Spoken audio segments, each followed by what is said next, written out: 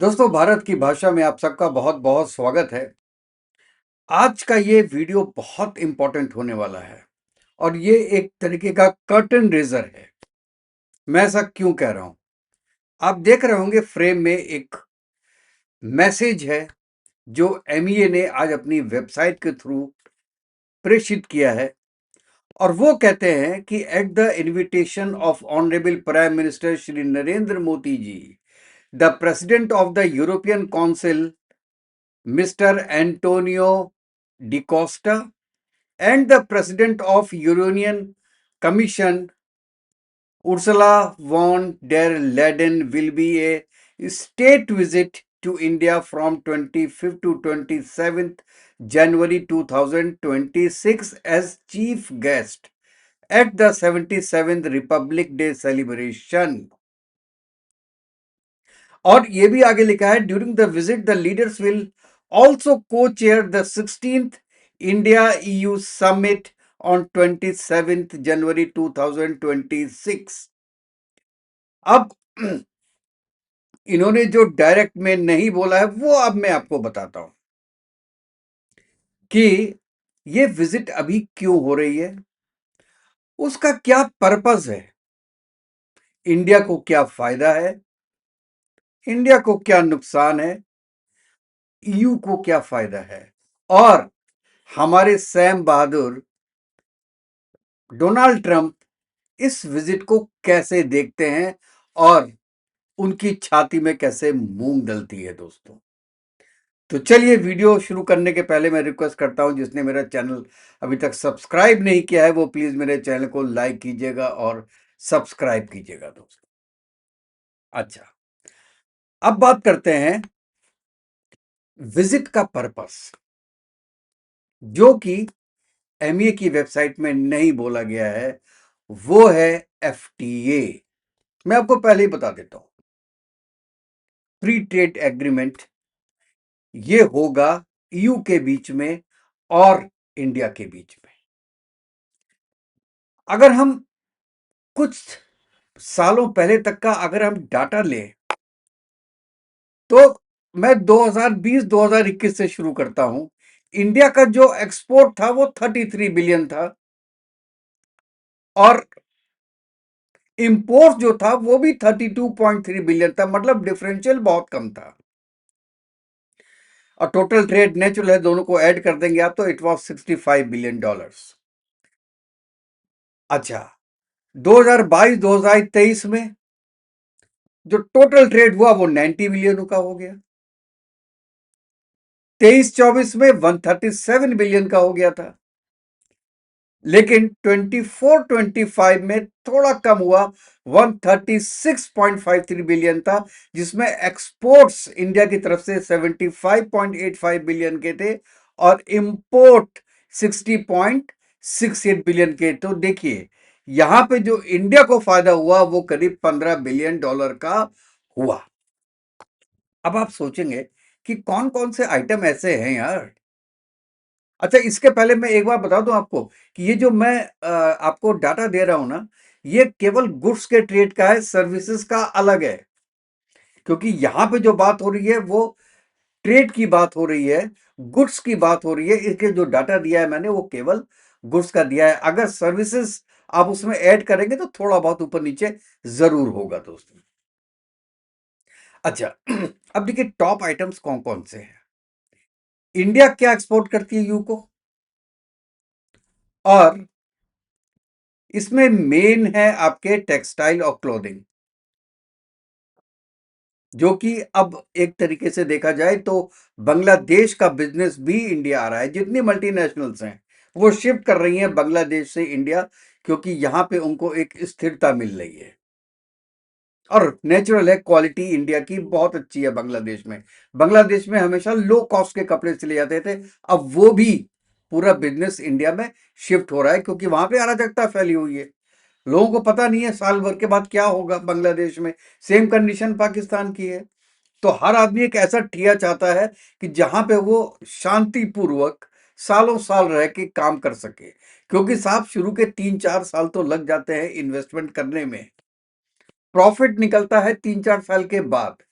यहाँ पे पाकिस्तान और बांग्लादेश में अगले 3-4 साल का पता नहीं, 3-4 महीने का पता नहीं। तो कौन बिजनेस करेगा? इसलिए अपना जो मेन अड्डा है वो इंडिया को बना रहे हैं। चलिए, अब इसमें क्या है जो और इंडिया जो एक्सपोर्ट करता है वो मैंने आपको बोला टेक्सटाइल है, क्लोथिंग है, फार्मास्यूटिकल है, जनरल मेडिसिन बेसिकली। जो यूएस की सबसे बड़ा बिजनेस है वो भी हमारा जनरल मेडिसिन का ही है। तो इसलिए फार्मास्यूटिकल हो गया, जेम्स एंड ज्वेलरी हो गया, पेट्रोलियम प्रोडक्ट्स हो गया। यहाँ अब देखिए शुरू की 3 चीज थी, वो तो यूएस में भी हम मेन सप्लाई करते हैं, लेकिन यहाँ पे एडिशन हो जाता है आपका पेट्रोलियम प्रोडक्ट्स और ऑर्गेनिक केमिकल्स। इसके अलावा कुछ हम इंजीनियरिंग गुड्स और इलेक्ट्रिकल मशीनरी भी सप्लाई करते हैं उनको। अच्छा, अब इन ईयू क्या सप्लाई करता है इंडिया? वो मेनली सप्लाई करता है मशीनरी और ट्रांसपोर्ट इक्विपमेंट्स, जैसे मशीन्स हैं, इंडस्ट्रियल गियर्स हैं, और व्हीकल हैं, ऑटो पार्ट्स हैं, कुछ केमिकल प्रोडक्ट्स हैं, और फार्मास्यूटिकल्स के फिनिश्ड प्रोडक्ट्स वो हमको देता है। इसके अलावा कुछ इलेक्ट्रिकल मशीनरी है, हाई एंड कंपोनेंट्स हैं, और भाई साहब मेन चीज क्या है? वाइन है, स्पिरिट्स है, ठीक है साहब, और स्पेशलाइज्ड आइटम है। यहां पे खेला हुआ है इंडिया ने। ये जो लास्ट वाइन और स्पिरिट्स है ना, इसमें खेला किया है। क्या खेला किया है अब मैं आपको बताता हूं। अच्छा, इसमें क्या है कि आपका जो मेन इसमें जो एफटीए जो होता है, या जो एक्सपोर्ट होता है, या जो बायलेटरल ट्रेड होता है, उसका इंडिया को क्या फायदा हो रहा है? अगर एफटीए साइन हो जाता है 27 तारीख को, तो इंडिया को क्या साइन होगा, क्या फायदा होगा? इसमें एक तो यह है सबसे पहले कि इसका टैरिफ कट हो जाएगा, तो जो भी वहां से चीजें इंडिया में आएंगी, इंपोर्ट होके, वो सस्ती हो जाएंगी। कम ड्यूटीज का मतलब क्या हुआ कि इंडियन जो भी एक्सपोर्टर्स हैं उनको वहां पे प्राइस एडवांटेज मिलेगा। किससे मिलेगा? मे बी बांग्लादेश से मिलेगा, या पाकिस्तान से मिलेगा, या आपका वियतनाम से मिलेगा। हम इस समय बात कर रहे हैं टेक्सटाइल्स और क्लोथिंग के बारे में, तो वो आपको मिलेगा। अच्छा, उसके साथ जो आपका सर्विसेज हैं, उसमें भी आपको फायदा हो रहा है, क्योंकि उसमें भी टैक्सेस कम होंगे। उससे क्या होगा कि जो आपके जो डिजिटल ट्रेड है वो बढ़ेगा। आप समझ रहे हैं ना? तो इसमें क्या होगा कि हल्के हल्के जितनी भी आईटी सर्विसेज हैं जो इंडिया प्रोवाइड करता है, उसमें भी इंडिया का इन्वेस्टमेंट बढ़ेगा, क्योंकि जो टैक्स का पोर्शन है वो कम हो गया। तो जो बाहर की कंट्रीज से वहां पे जो इंपोर्ट होता है ईयू को, वो अब इंडिया के लिए ज्यादा सहूलियत वाला हो जाएगा, क्योंकि उसमें टैक्स कम हो जाएगा। तो ये एक तो इंडिया को नेचुरल है कि फायदा होगा। अगर आप सीधे सीधे बात करूं मैं कि किस किस चीज में फायदा होने वाला है, तो एक तो सबसे बड़ी चीज इंडिया ने एग्रीकल्चर को इसमें से आउट रखा है। एक ये फायदा होने वाला है, जो कि यूएस के साथ इसीलिए एफटीए नहीं हो रहा है, क्योंकि यूएस कहता है उसमें एग्रीकल्चर प्रोडक्ट, जीएम फसलें और जो डेयरी प्रोडक्ट है वो ऐड कीजिए। और यूरोप भी बहुत प्रेशर लगा रहा था हम पे कि ये उसमें ऐड कीजिए। लेकिन अल्टीमेटली क्या हुआ कि जो देखिए यूरोपियन यूनियन भी समझ गया होगा कि इंडिया में आप नहीं कर सकते, डेयरी प्रोडक्ट्स को आप बाहर की कंपनीज के लिए नहीं खोल सकते। अब तो उसका एक बेसिक रीजन है, लोग शायद समझ नहीं रहे हैं। इंडिया के जितने भी आपके डेयरी प्रोडक्ट वाले हैं, जितने भी ग्वाले हैं जिनको हम कहते हैं, एक एक दो दो भैंस, एक एक दो दो गाय वाले हैं, उनका इन्वेस्टमेंट कितना है? पूरा घर उससे चलता है। तो अगर वो 60-70 रुपए किलो एक दूध आता है, और वहीं अगर यूरोप में देखिए और यूएस में देखिए, तो ये कॉर्पोरेट फार्मिंग के अंडर में आता है, जहां पे ये कंपनियां चलाती हैं। एक कंपनी के पास हजारों गाय होती हैं। सिमिलरली उनका मेंटेनेंस भी उसके हिसाब से कम होगा। तो जो दूध निकलेगा वो सस्ता निकल पाएगा, क्योंकि ये मास प्रोडक्शन है। अब वहां निकलता है 20 रुपए 25 रुपए का लीटर। वही अगर इंडिया में सप्लाई करेंगे तो आपका 30 रुपए लीटर में कर देंगे, आधे में। यहां के जितने जो आप जिसे कहें दूध बेचने वाले हैं, वो उनका एक जो लेवल आता है वो 45-50 रुपीज का आता है। उससे कम में उनको नुकसान होगा तो क्या होगा साहब, 1 साल 2 साल में उनको अपनी गाय या भैंस बेचनी पड़ेगी, सस्टेन ही नहीं कर पाएंगे। किसी के पास इतना पैसा नहीं होता ग्वालों के पास कि 2 ढाई साल 3 साल ये सस्टेन कर पाए। उससे क्या होगा, 2 साल के बाद आपके सब खत्म हो जाने, छोटे छोटे गांव वाले। अगर कोई एजिटेशन ना हुआ तो की बात कर रहा हूं, वरना ये पॉसिबल नहीं है, वो खत्म हो गया। उसके बाद क्या करेगा यूरोप और यूएसए? वही दूध जो आपको वो 35 रुपए लीटर देता था, 2 साल के अंदर ही उसको 60 रुपए लीटर कर देगा, जो आपको आज मिल रहा है। उपभोक्ता का फायदा 2 साल के लिए हुआ, लेकिन आप जिंदगी भर के लिए गुलाम हो गए उनके। अच्छा, ये केवल दूध के प्रोडक्ट्स नहीं है, ये जीएम फसलें भी हैं, गेहूं भी है, चावल भी है।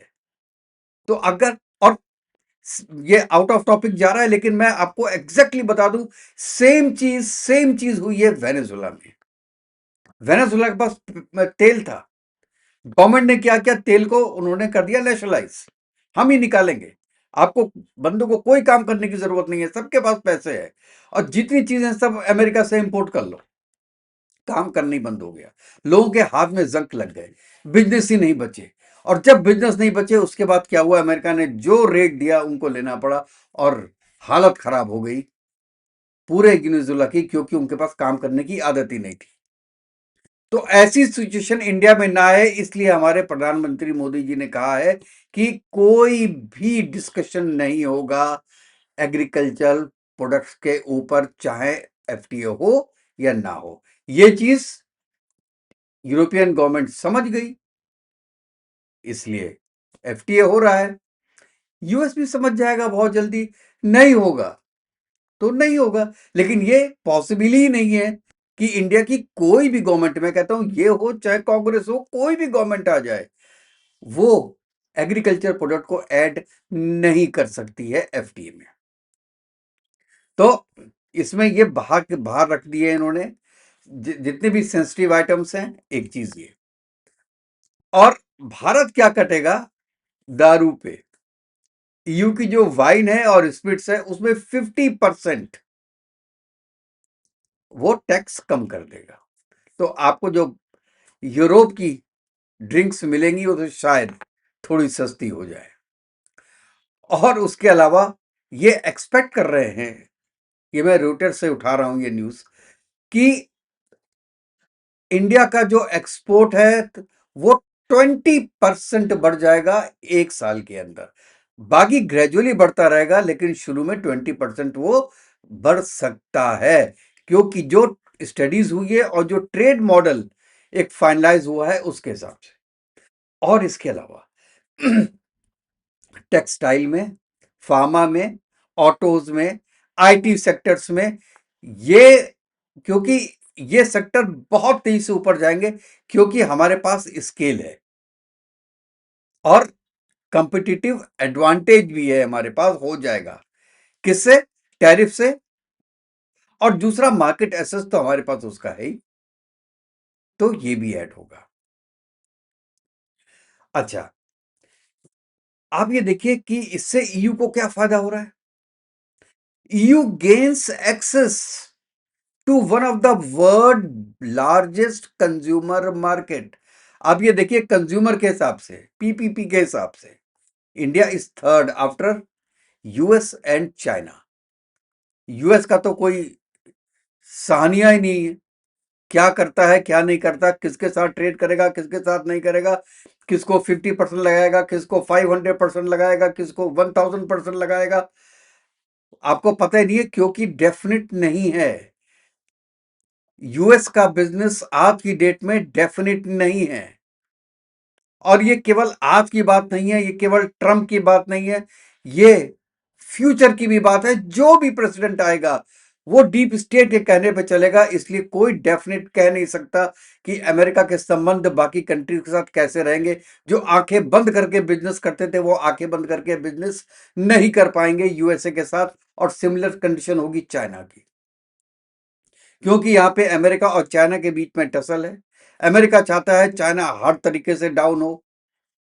कल को पता नहीं किसी दिन अमेरिका उठ के कह दे, जैसे आज ईरान के साथ बोला है कि ईरान के साथ कोई भी बिजनेस करेगा हम 25% टैरिफ लगाएंगे, कल को बोल दे कि जिसने भी चाइना के साथ बिजनेस किया उसको हम 500 लगा देंगे।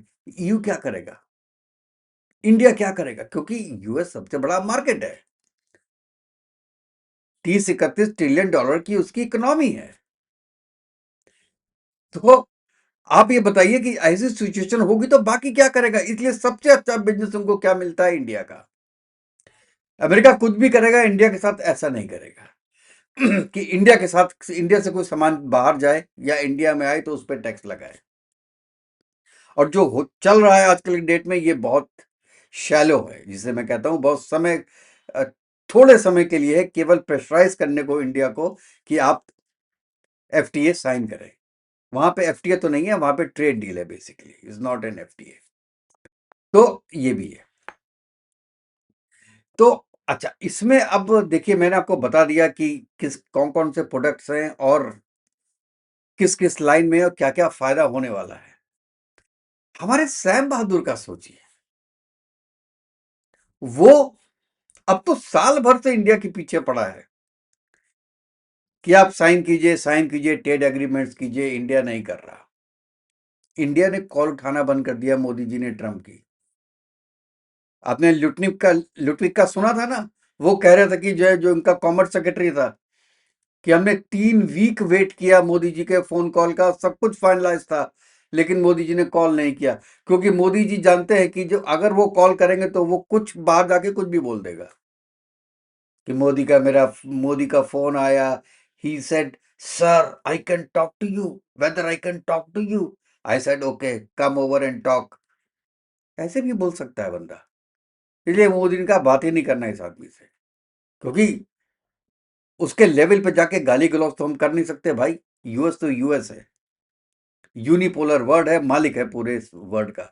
उससे आप इन सब छिछोरी चीजों में तो जाके आप पंगा ले नहीं सकते, अनलेस अनटिल कोई बहुत बड़ी चीज हो गई हो। इसलिए अपनी तरफ से नहीं कर सकते। लेकिन हाँ, पोलाइटली, जैसे भी जिस कंडीशन में भी बता दिया गया है यूएस को कि हम एग्रीकल्चर मार्केट आपके लिए नहीं खोल सकते, वो मेरा फुल स्टॉप है। क्योंकि वो नहीं, और आप कुछ भी मांग लो भाई हमसे, हम देने को तैयार हैं। आप अपना हैविल डेविडसन को बोल दो, हम भैया 0% ड्यूटी लगा देंगे, भेज दो उसको इंडिया में, उसके लिए भी तैयार है। अपनी ईवी के लिए कर दो, हम ईवी के लिए भी कर देंगे, तुम उसको भेज दो इंडिया में, हम करने को तैयार हैं। लेकिन अब अपने फार्मर्स को नहीं छोड़ सकते, क्योंकि अगर हमने अपने फार्मर्स को छोड़ दिया तो फार्मर्स फिर हमको नहीं छोड़ेंगे। ये बात अमेरिका जितनी जल्दी समझ ले उतना अच्छा है। लेकिन ट्रंप तो ट्रंप है। देखिए, मुझे जो लगता है वो ट्रंप अभी भी कोशिश करेंगे ईयू के थ्रू कि इंडिया का एफटीए साइन ना हो। लेकिन जब आज एमईए ने अपना स्टेटमेंट दिया है, that means everything is finalised, तभी स्टेटमेंट दिया है। स्टेटमेंट में ये लिखा तो नहीं है कि एफटीए साइन होगा, लेकिन ऐसा बोल रहे हैं कि यही उसका रिजल्ट होगा। अब देखिए, केवल एक ईयू के साथ तो नहीं है इंडिया का। इंडिया का अब देखिए एफटीए किसके किसके साथ है। जो ये बायलैटरल एफटीएज हैं या सीपीएज हैं, जैसे कुछ है, जैसे आपका एशियान इंडिया का है, इंडिया जापान सीएपीए है, इंडिया कोरिया सीएपीए है, इंडिया सिंगापुर सीएपीए है, इंडिया ईएफटीए है, आइसलैंड के साथ, नॉर्वे के साथ, स्विट्जरलैंड के साथ और यूएई के साथ सीईपीए है। जो सीईपीए है, this is better than FTA, क्योंकि FTA is a part of CEPA. CEPA का पूरा एक एसोसिएशन है, ये कॉम्प्रिहेंसिव है between two countries. It means a lot. It doesn't have only trade aspect. उसका बाकी भी है, टेक्नोलॉजी ट्रांसफर्स भी है सीएपीए के अंडर में, so it is a better thing.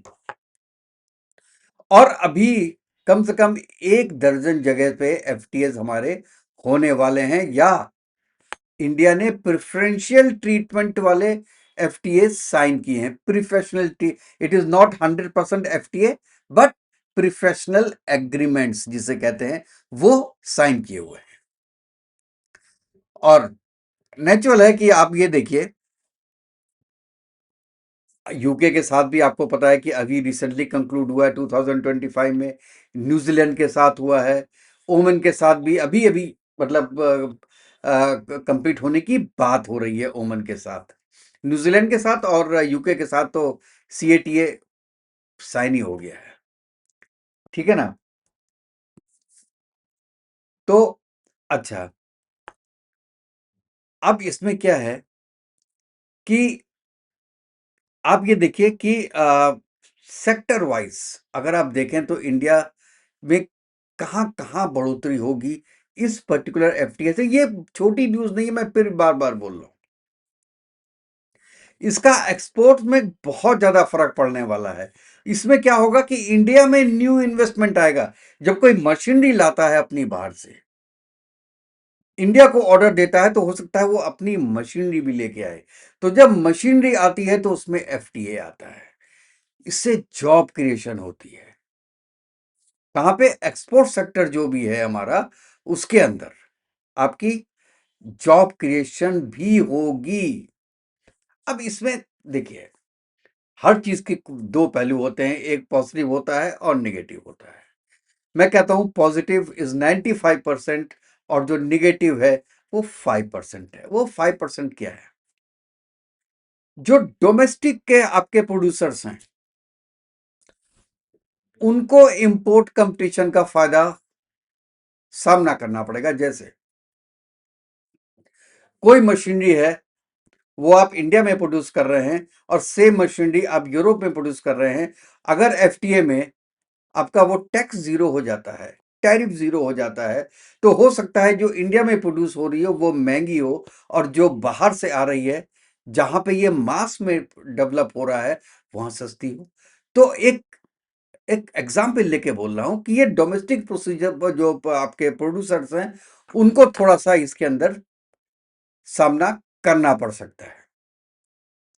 अच्छा, इसमें और भी हो सकता है, जैसे सेंसिटिव सेक्टर्स होते हैं, स्मॉल फार्मर्स हैं। अब आप हर चीज तो रोक ही नहीं सकते ना यार, कुछ ना कुछ तो करना ही पड़ेगा। तो जो स्मॉल फार्मर्स हैं और कुछ जो है वो छोटी जो एमएसएमईज होते हैं, उन पे भी इसका असर हो सकता है। और असर सेम तरीके से कि अगर वहां के प्राइस और यहाँ के प्राइस में कम डिफरेंस है, तो नेचुरल लोग, यार एक चीज फ्रांस में बनी है, जर्मनी में बनी है, मेड इन जर्मनी है, वो 100 रुपए की है, इंडिया वाली जो है वो 95 की है, तो हमारे भी ये लगेगा यार वहां पे इक्विपमेंट बहुत अच्छे होंगे, 100 वाली ले लो, ज्यादा तो चलेगी। क्योंकि मेक इन इंडिया का अभी वो लेवल नहीं आया है जो मेक इन यूरोप वाला है। ये भी एक रीजन इसका हो सकता है। और दूसरा जो लास्ट में है, वो रेगुलेटरी अलाइनमेंट जितने भी होते हैं, उसका जो स्टैंडर्ड है उसमें फर्क पड़ेगा। अब देखिए, कोई एक प्रोडक्ट इंडिया में बन रहा है और जर्मनी में बन रहा है। जर्मनी में जो बन रहा है उसके कई स्टैंडर्ड प्रोटोकॉल्स हैं, उसका इंस्पेक्शंस हो रहे हैं, उसकी क्वालिटी कंट्रोल मेंटेन हो रही है, उसके सिस्टम्स अलग हैं। जो इंडिया में बन रही है उसके क्वालिटी कंट्रोल के सिस्टम्स अलग हैं। तो शायद वो क्वालिटी मेंटेन ना हो, क्योंकि क्वालिटी कंट्रोल नहीं है इतना अच्छा इंडिया में, तो हो सकता है वो क्वालिटी ना हो। तो अगर प्राइस डिफरेंस भी हुआ, तो भी लोग प्रिफर करेंगे यार जर्मनी का प्रोडक्ट ले लो। तो यहां पे क्या करेगा, it is very good also one way, India को अपना क्वालिटी स्टैंडर्ड ऊपर करना पड़ेगा to match with the items you are importing under this FTA. One way it is very good, क्योंकि लोग क्या करते हैं आजकल, इन्वेस्टमेंट करते नहीं है क्वालिटी कंट्रोल पे, इंस्पेक्शंस पे, वो लोगों को करना पड़ेगा। तो ये एक चीज उसमें है। अब ये देखिए, इसमें क्या होगा कि आप ये मत सोचिएगा कि पहले दिन में ही सब कुछ जीरो हो जाएगा। ये फेजेस में होता है। जो एफटीएस होते हैं वो फेजेस में होते हैं। पहले फेज में कुछ आइटम्स करते हैं, सेकंड फेज में कुछ आइटम्स करते हैं। जो आइटम ठीक नहीं लग रहे हैं उनको वापस टैक्स में लाते हैं। तो ये आपस में मीटिंग्स चलती रहती हैं और डिसीजंस होते रहते हैं। जैसे आपको पता है, जो आपका जीएसटी है, हर साल या 2 साल में चेंज होता रहता है आइटम्स पे। पहले 5%, 8%, फिर कहा कि भाई जितने भी 8% है उनको 5% पे ले आओ। तो ये आपके चेंजेस चलते रहते हैं। और ये दोनों, जैसे ईयू है और इंडिया के बीच में जो म्यूचुअल होता रहेगा, सालों साल चलता रहेगा। और जो चेंजेस होंगे वो होंगे। शुरुआत बहुत बड़े सेट से नहीं होती है, शुरुआत छोटे से होती है। और छोटे से मतलब कि आपका जो बेसिकली टेक्सटाइल का है, फार्मास्यूटिकल्स का है, ये दोनों, और ज्वेलरी, ये 3 सेक्टर्स होंगे जो पहले पहले से शुरुआत की जाएगी। और उसके बाद वो और सेक्टर्स में भी आएंगे। अब देखिए दोस्तों, यहां मैं लास्ट में एक चीज बोलना चाहता हूं कि जो एफटीएस होते हैं ना, अब वो भी ईयू, यूरोपियन यूनियन, कोई छोटा नहीं है साहब। $136 बिलियन का हमारा उनसे ट्रेड है। और आप अगर किसी ऐसी ईवी टाइप के लोगों के साथ आप एसोसिएट होते हैं ना, तो उससे आपकी मार्केट वैल्यू बढ़ती है। बाकी देश वाले भी आपके पास आते हैं आपका सामान लेने के लिए, क्योंकि तब उनको लगता है कि नहीं, when this item, particular item is going to Europe, that means India is maintaining the quality. और फिर आपके कस्टमर्स और जगह भी बढ़ते हैं। इसीलिए कहते हैं कि 20% तो आपका बिजनेस बढ़ेगा ईयू के साथ, और बाकी कंट्रीज के साथ जो आपका बिजनेस बढ़ेगा उसकी बात ही अलग है। वो आपको हल्के हल्के पता चलता है कुछ सालों में कि क्या इफेक्ट हो रहा है, हमने क्या मेंटेन किया है। मेंटेन भी तो करना पड़ता है ना। और इसलिए नेचुरल है कि आपका टेक्सटाइल में, फार्मा में, आईटी में आपको बहुत जल्दी दिखाई देगा कि बहुत तेजी से डेवलपमेंट होगा दोस्तों। और ये मैं लास्ट में बोलूंगा कि ये जो समझौता है, एग्रीमेंट है, ये भारत की ट्रेड की जो स्टोरी है, इसमें नया चैप्टर ऐड करेगा। अगर आप चाहते हैं तो मैं सेक्टर वाइज भी आपको बताऊंगा अगले वीडियोस में कि टेक्सटाइल में कैसे होगा, फार्मा में कितना इंप्रूव करेगा। और डिटेल में जाके मैं एक वीडियो बनाऊंगा जिसमें 3 चीजें मैं उसको इंक्लूड करूंगा, टेक्सटाइल, फार्मा और ऑटोस में। तो ठीक है दोस्तों, आ, ये बताइएगा कि आपकी इसमें क्या राय है, कि क्या ये एक बहुत छोटा सा डेवलपमेंट है या एक बहुत बड़ा डेवलपमेंट है, जो कि अमेरिका की भी आईज खोलेगा। It is eye opener for USA also. और यूएई के साथ, सॉरी, इनके साथ जो हमारा एफटीए हो रहा है, ईयू के बाद आप देखिएगा कितनी ही कंट्रीज होंगी जो आएंगी इंडिया के साथ एफटीए करने के लिए। ये एक एडेड एडवांटेज होगा। आप इसके बारे में क्या सोचते हैं, अपनी राय जरूर दीजिएगा दोस्तों। तो फिर कल मिलते हैं किसी नई वीडियो में। तब तक के लिए दोस्तों, जय हिंद, जय भारत, वंदे मातरम। खुश रहिएगा, स्वस्थ रहिएगा।